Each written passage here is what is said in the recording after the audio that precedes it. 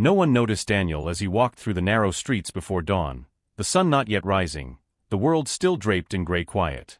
The air smelled of wet earth and early market smoke. He carried nothing but a small bag of tools and the weight of responsibility on his shoulders, the kind that felt heavier than any sack of goods he would carry later that morning. At 16, Daniel already understood lessons that most boys his age would never have to learn, that hunger is not a passing inconvenience, that survival is an unrelenting teacher, and that family can depend on you in ways you never imagined. Daniel's father had been gone for years, leaving behind a hollow presence that money could not replace. His mother, stoic and tired, moved through the house with quiet endurance, her hands always busy, her eyes always alert, yet shadowed by exhaustion. And then there was Samuel, his younger brother, barely 9, who lived with a smile that was far too bright for their circumstances. Samuel trusted the world in ways Daniel no longer could, and that trust, the belief that the future might be better than today, was the only thing that kept Daniel going. Every morning followed the same pattern. Daniel would rise before the first bell of the day, wash the few dishes that remained from yesterday's meager meal, and rush out to begin a string of jobs he could scarcely call work. He washed cars, his hands pruned and raw from detergent and sun, carried sacks heavier than his frame could comfortably manage, ran errands for shop owners who never asked his name, and returned home at dusk with a few coins that were never his to keep. Every penny went to food, to bills, to keeping the household barely afloat. There was no room for thinking about dreams, ambitions, or even the kind of life he wanted to live. School was another kind of struggle. Daniel's mind was often clouded with fatigue before class even began. He tried to focus, tried to absorb the lessons, but exhaustion had a cruel grip.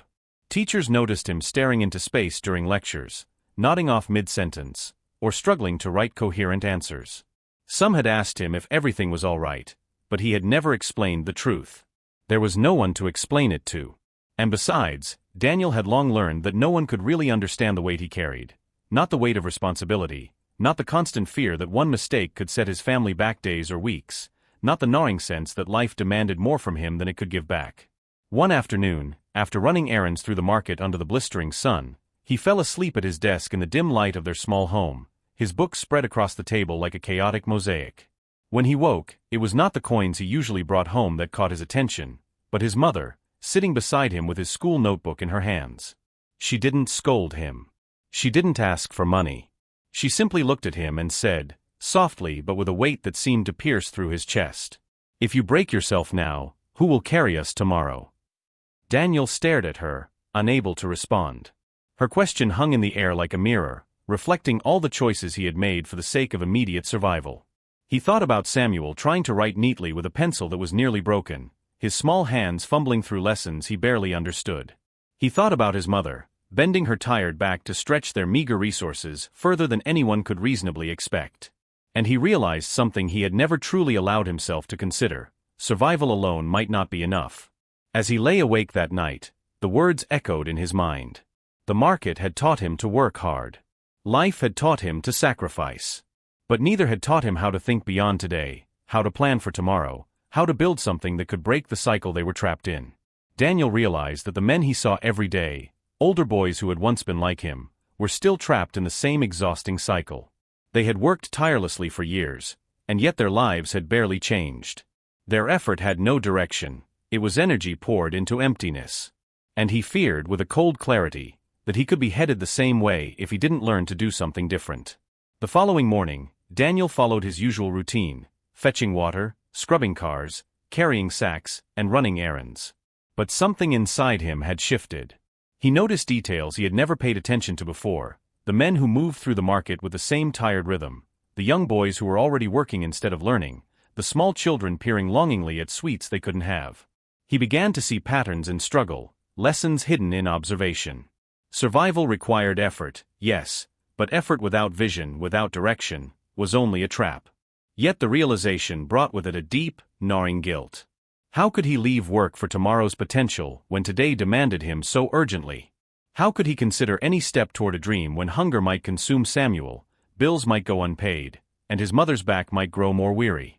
The tension tore at him. Every choice seemed impossible. Every decision carried consequences too heavy for a 16-year-old's shoulders. Even as he walked home that evening, Daniel felt the weight of contradiction pressing against him. He wanted to give his brother hope, to create a life where they could laugh and play without worrying about coins and meals. He wanted to honor his mother's sacrifice by building a future she would not have to struggle for. And yet, he was paralyzed by the immediate need to survive. Each coin he earned came at the expense of time he could have spent learning, practicing, or preparing for a better future. His mind became a battlefield. He considered giving up on the small dreams he had entertained in secret, reading, learning new skills, imagining a life beyond the narrow streets he knew so well. But every time he pictured Samuel's bright smile, the determination in his mother's eyes, he felt a renewed sense of purpose. The weight of responsibility was suffocating, yes, but it was also a guide, a reminder of why he could not quit. Late at night, Daniel sat at the tiny wooden table, a single candle casting flickering shadows across his worn notebooks. He stared at the pages, at the scrawled letters he barely had the energy to form, at the exercises he had yet to complete. And slowly, quietly, a thought began to take root, a fragile, almost imperceptible idea. Perhaps there was a way to serve his family not just through immediate sacrifice, but through something deeper, something that could create change beyond today. It wasn't clear what that path looked like, or how he would navigate it. The fear of failure still pressed against him like a storm cloud. Hunger, exhaustion, and guilt were constant companions. But for the first time, Daniel realized that there might be a road forward, not easier, not free of struggle, but one that could lead to something more than surviving. And that realization, as fragile and tentative as it was, filled him with a quiet, stubborn hope. Not the kind of hope that waited for miracles, but the kind of hope born of understanding that effort, focus, and vision, when wielded together, might just break the cycle he had been trapped in for so long. For Daniel, that night marked the beginning of something dangerous and beautiful, the awareness that his life did not have to be dictated entirely by immediate need, that the small choices he made now could ripple into a future where he and his family could not just survive, but thrive. The weight of survival had not lifted, but it had shifted. It now carried the possibility of purpose. And with that quiet, unspoken promise, Daniel closed his eyes, not asleep, not dreaming but planning. Planning in a way he had never dared to before. Planning in a way that would challenge every assumption he had held about sacrifice, effort, and the meaning of love. Before we continue, if you value stories that quietly shape your thinking and linger long after the video ends, subscribe now. This story is about focus, patience, and the invisible work that changes lives. Have you ever worked tirelessly, only to feel invisible or unheard? Share your experience below. The following week, Daniel returned to his routine. The sun was just beginning to rise over the crowded rooftops, casting streaks of gold across the dusty streets. He moved through the market with the ease of someone who had done this countless times, yet his mind was no longer entirely on the work itself. That night, a thought had rooted itself in his mind. Perhaps survival alone wasn't enough. Perhaps there was another way to serve his family, one that went beyond coins and labor. He began noticing things he had never seen before. The way certain vendors seemed to anticipate customer needs. The way some boys, slightly older than him, managed to turn small tricks into steady earnings, while others, working equally hard, stayed in the same position year after year. There was a pattern to success, he realized, even if it wasn't obvious at first glance. Daniel's curiosity was growing. Not the kind of curiosity that allowed him to daydream about far-off places. He barely had the time or the luxury for that, but a sharper, more dangerous kind. The kind that made him observe, analyze, and question. Why did some effort lead to lasting results, while other effort vanished into nothing? One afternoon, as he carried sacks of produce through the bustling market, he paused at a small shop he had passed countless times before. Behind the counter, a young man barely older than himself was managing orders, calculating costs, and organizing inventory with a precision that seemed effortless. Daniel stopped, pretending to tie his shoelace, but in reality, he was studying every movement. The young man's hands were quick, but methodical. His eyes scanned numbers and goods with a clarity that Daniel had never thought to apply to his own labor. For the first time, Daniel noticed something about work that no one had ever taught him. That focus, planning, and small systems could make hard labor not just bearable, but transformative. The realization made his chest tighten. Why had he never thought about this before? Why had he spent all these years simply doing the work, never reflecting on the work itself, never learning from it? That night, Daniel returned home later than usual, exhausted from the physical labor but alive with a new kind of energy. He sat at the small wooden table and stared at his notebook, filled with scribbled homework and half-finished exercises. For the first time, He considered something he had never allowed himself to, that perhaps he could learn more than what the classroom offered him, that perhaps there were tools, skills, and methods outside the market that could multiply his effort rather than just sustain it. The following days became an experiment. Whenever he had a spare moment, he observed how people navigated their tasks: shopkeepers arranging their shelves, older boys negotiating deals, customers making choices that seemed instinctual but were in fact learned. He began asking subtle questions here and there. How do you know what to stock? What's the best way to make sure everything is ready on time? Some laughed at him. Some ignored him. But a few shared answers, practical, concrete, and insightful, without asking for anything in return. Daniel absorbed everything. He began applying these small lessons, testing methods on his errands, organizing the sacks he carried more efficiently, remembering which customers preferred what, predicting where a shop owner would need help before being asked. Slowly, incrementally, he noticed results. A job that once felt exhausting now required a fraction of the effort. He could complete tasks faster, more effectively, and with a faint spark of pride that had nothing to do with coins earned. But the most significant change was internal.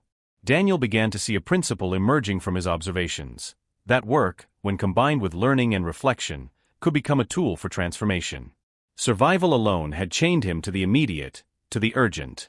Now he began to glimpse the possibility that effort directed with foresight could create a life beyond survival, a life where he could lift Samuel, support his mother, and perhaps even carve a space for his own dreams.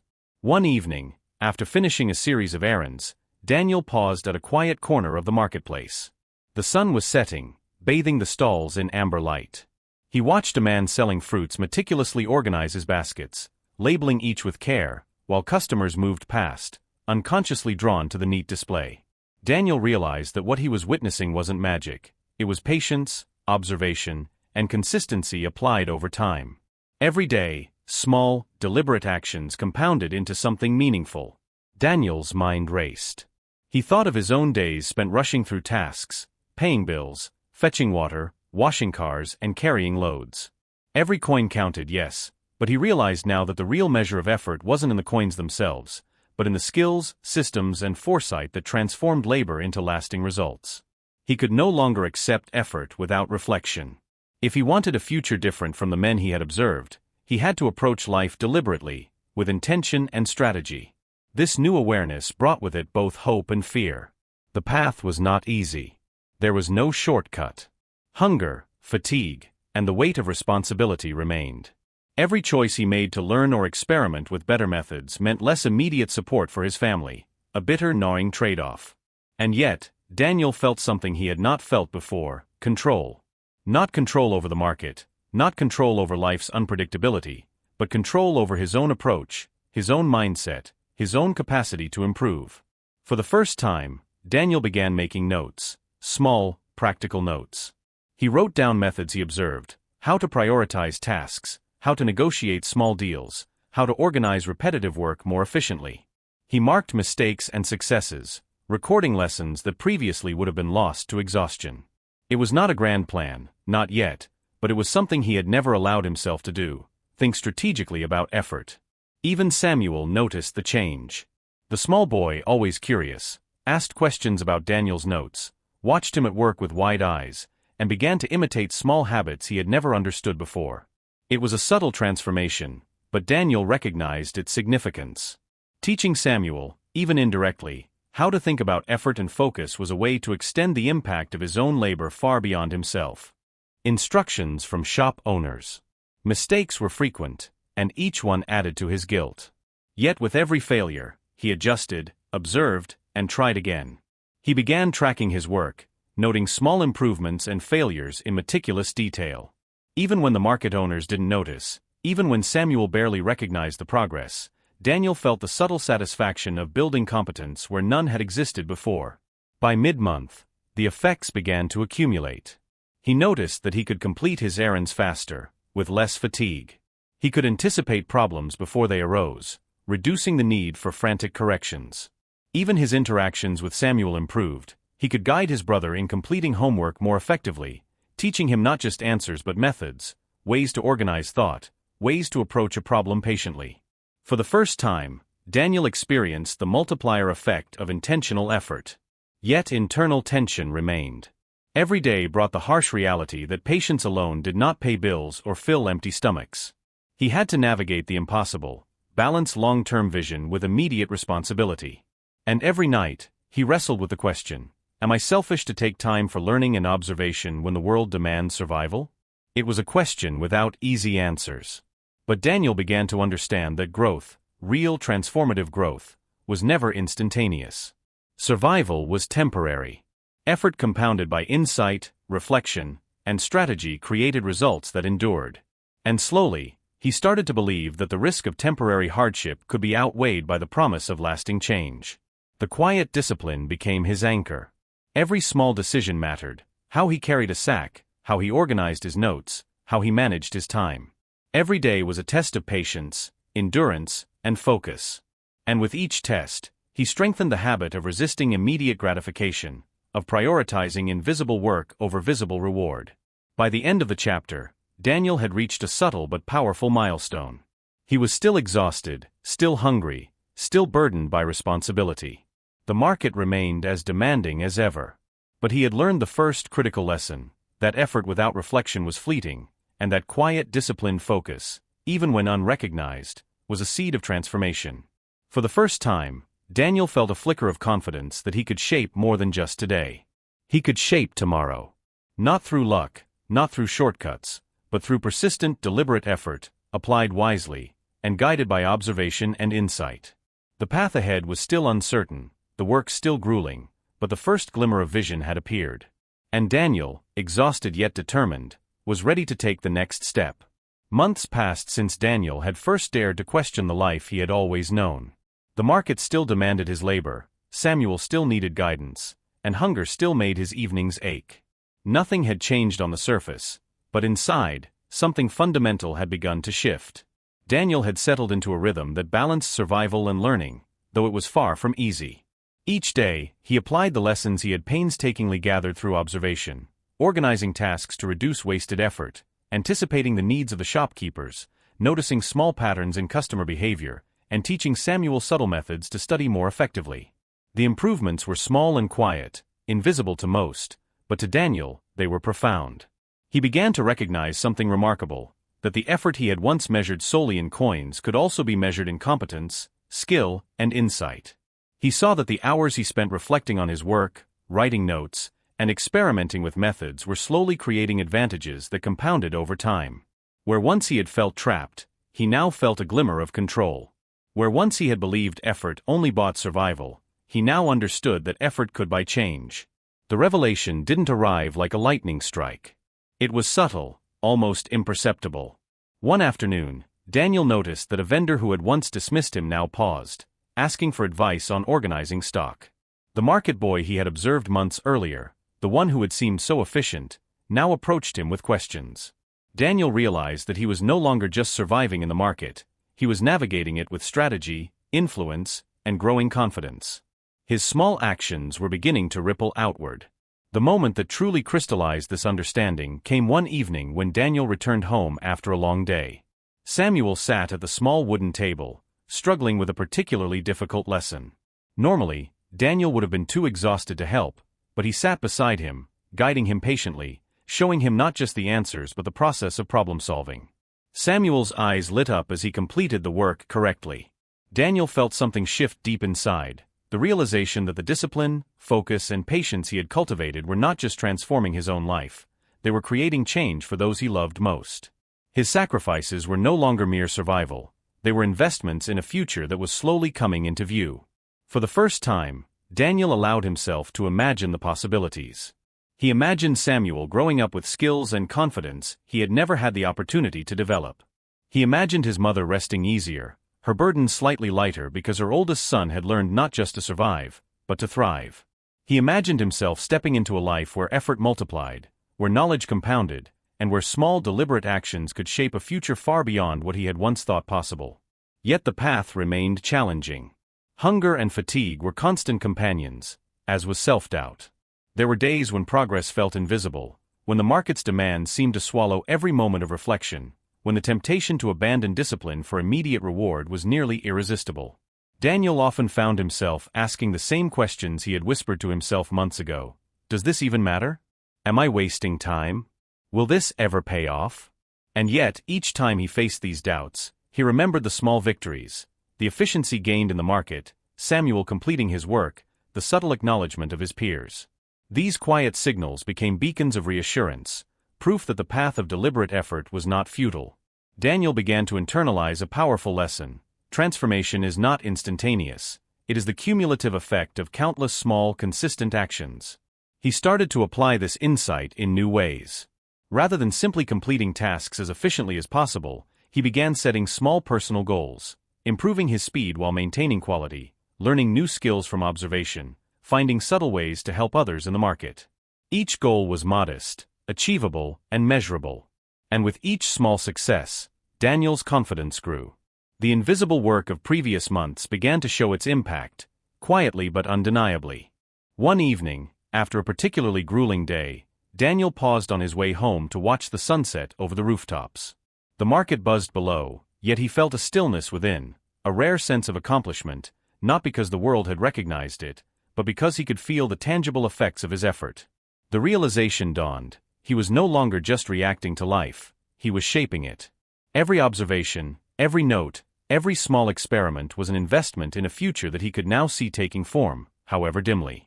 This clarity brought with it a subtle but profound change in his identity. Daniel no longer saw himself merely as a provider for today. He saw himself as someone capable of building, of planning, of guiding. His definition of success expanded beyond the immediate. It was no longer enough to earn coins or fulfill obligations. Success was now measured by growth, skill, resilience, and the ability to create opportunities for others. The transformation was evident not only in his mind, but in his actions. Daniel's work in the market became more purposeful.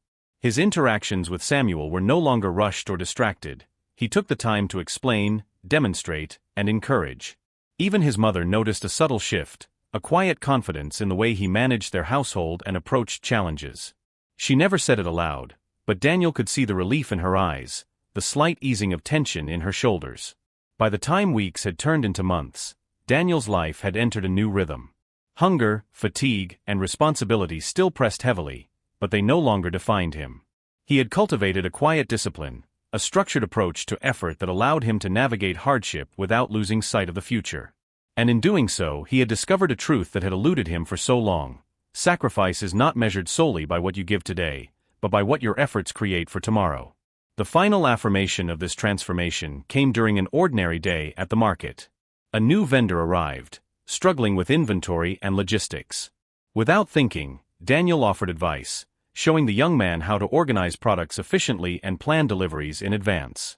The vendor followed his guidance, grateful and impressed. Daniel realized with quiet satisfaction that the knowledge, skill, and discipline he had painstakingly developed could now extend beyond his own life.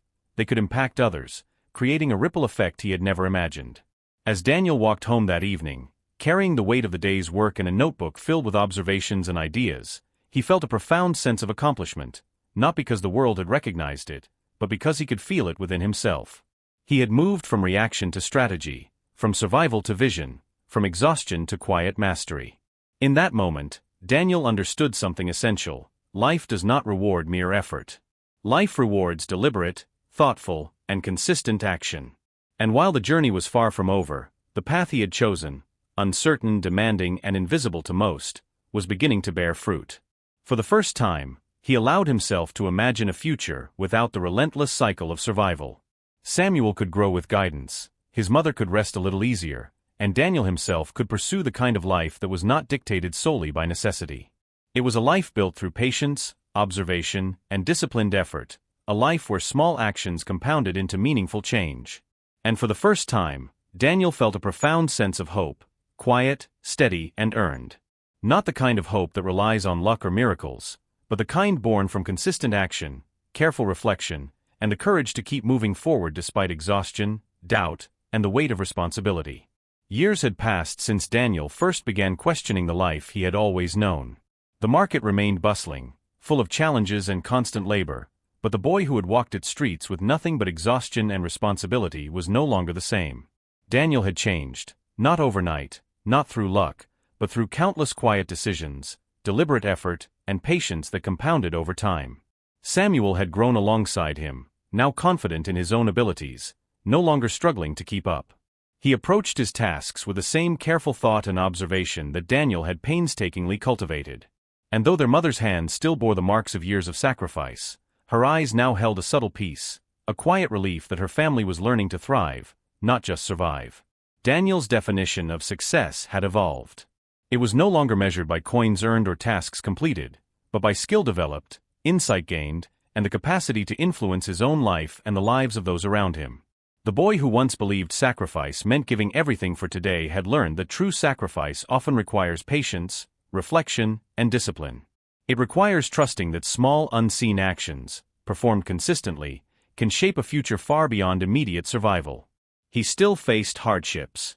Hunger and fatigue remained, and the market could still be unforgiving. Life did not suddenly become easy. But Daniel's perspective had shifted. Where once he saw only walls and obstacles, he now saw steps, strategies, and small opportunities to grow. Each challenge became a test of endurance, focus, and patience rather than a crushing burden. The lesson he had learned quietly, without fanfare or lecture, had become a guiding principle for his life, that effort alone is not enough. It must be coupled with insight, consistency, and a vision that stretches beyond the immediate. And that lesson, once grasped, radiated outward. Every action Daniel took, from helping Samuel study, to streamlining tasks at the market, to observing patterns in human behavior, was a reinforcement of that principle. He had come to understand that progress is often invisible at first, manifesting not in applause or recognition, but in subtle shifts, an easier workflow, a brother learning faster, a sense of control returning where there had been only chaos. Those small changes, compounded day after day, created transformation. As he closed his notebook one evening, Daniel looked out over the market rooftops, the same view he had gazed at years ago, but now with a sense of calm and quiet pride. The boy who had once carried the weight of survival as a burden now carried the weight of purpose as a guide. And he knew that the journey was ongoing, that life would continue to demand sacrifice, endurance, and focus. But he also knew that he could meet those demands with discipline, vision, and patience. For Daniel, the greatest gift he could offer his family, and himself, was no longer temporary relief or immediate satisfaction. It was the ability to shape a future where struggle did not dictate the limits of life, where effort became power, and where small, deliberate choices could ripple into lasting change. And that is the quiet truth of his journey, that the work we do in silence, the discipline we cultivate unseen, and the vision we carry even when the world demands immediate survival, these are the things that shape lives. Not by chance, not by luck, but by the persistent, steady, and intentional actions of one who refuses to be defined solely by circumstance. Daniel's life had become proof that while sacrifice is necessary, the greatest form of sacrifice is not merely giving for today, it is investing in a future where the struggle no longer has the final word. This story isn't about choosing dreams over family. It's about creating a future that allows you to serve, protect, and grow. True sacrifice sometimes looks like patience, discipline, and quiet, consistent effort. Stories like this aren't about motivation, they're about becoming. If this resonated, like the video to reach someone who needs it. Subscribe for more wisdom-driven stories that can quietly change how you see your life. And remember, progress happens, even when it's silent.